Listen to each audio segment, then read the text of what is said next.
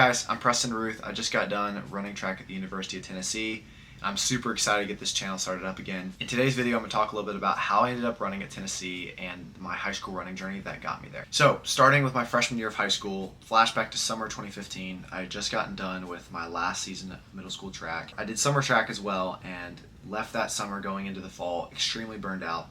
So I decided not to run cross country, just focus on basketball. And this is what I did my first 2 years of high school, freshman and sophomore year. I didn't run cross country. I'd play basketball, and then I'd go into my outdoor track season with 2 weeks of training and didn't really get in shape till late track season. So my first 2 years of high school, I didn't really drop my times a lot. Now it's the summer going into my junior year. This is the time when colleges can start to reach out to you, and I knew if I wanted to go run in college, I needed to be serious about this. And so I decided to run cross country, and that was really the first time that I learned a lot about what it took to be a good distance runner. I learned what components are needed to have a good training plan. I learned about long runs, about tempos, about how to fuel right, about tracking my mileage, about lifting in the gym. There were so many things that I learned that helped me become a better distance runner. In this season of cross country, I was able to drop my 5K down to 16:08. So that outdoor season, I was also playing travel basketball at the same time. So I was maybe doing 15 miles a week. I was also playing in basketball tournaments. Most athletic I felt in my life, but I really wasn't dropping my times and running as fast as I knew I had the potential to. And so now it's senior year. It's summer going into senior year, and now's the time where a lot of other people I knew that were good runners were starting to get offers, and so I knew that I needed to be serious and really have a great year to get the offers that I was wanting to get. So I got an email from the recruiting coordinator, mid-distance coach at Tennessee, and so I called him that day and told him that I wanted to come run at Tennessee and that I wanted to set up a meeting. And so that August, it was August 2018, went down to UT and met with him and his wife. He told me that I needed to run faster, so I went into that cross-country season, trained really hard. I was able to win a race as well as drop my time down, and I was able to come on an official visit that November. So state meet was over, had my visit the very next day with 3 other guys, and it was a great visit. I knew then that's where I wanted to go run, was at Tennessee.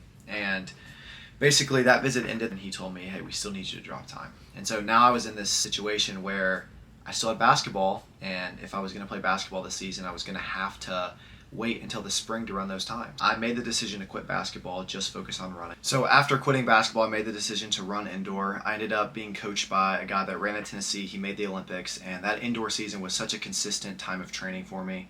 I was able to drop my times down to 4:25 in the mile, and then a couple days later ran an 800 time trial by myself, went 157, and the next day was offered. At the same time, the Alabama coaches saw me at a meet that indoor season, were interested, reached out to my coach, they also offered me. Now, there's many of you that are watching this video and say 4:25 and 157 are not SEC times. But the main reason I was recruited was more off my potential. So coaches do care a lot about times, yes, but they're also looking at how you're going to trend. You are an investment for them. Come in on year 1, they want to grow from year 1 to year 4.